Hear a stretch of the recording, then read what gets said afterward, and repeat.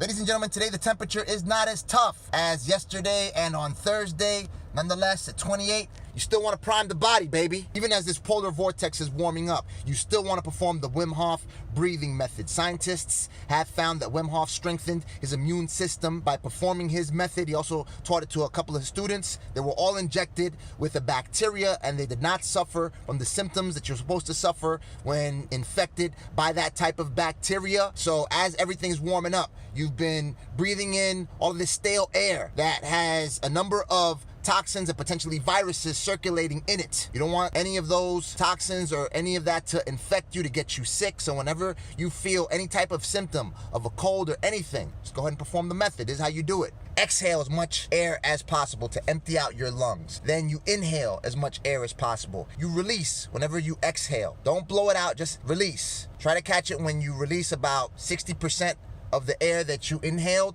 and then inhale again, strong. Every time you perform an inhalation, inflate your stomach, then inflate your chest. Stomach, chest, and then just release. No need to blow out the air, it'll come out all by itself. You do that 30 times. On the 30th exhalation, hold your breath for as long as you can.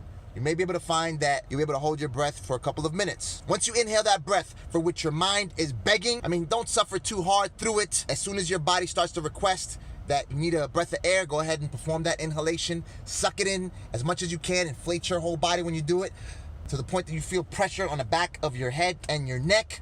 Then hold that for about 10 to 15 seconds, then release. Then go ahead and do it again. That's one round. Perform 3 to 5 rounds, and you'll find that your body starts to warm up. Your immune system is strengthened, so it can take the variations of cold weather and hot weather. You'll also be able to tolerate all the viruses and potential toxins that are circulating in the stale air that you've been breathing for the past few days because you've been hiding out and hibernating while the polar vortex inflicts below freezing temperatures all over the place. I get it.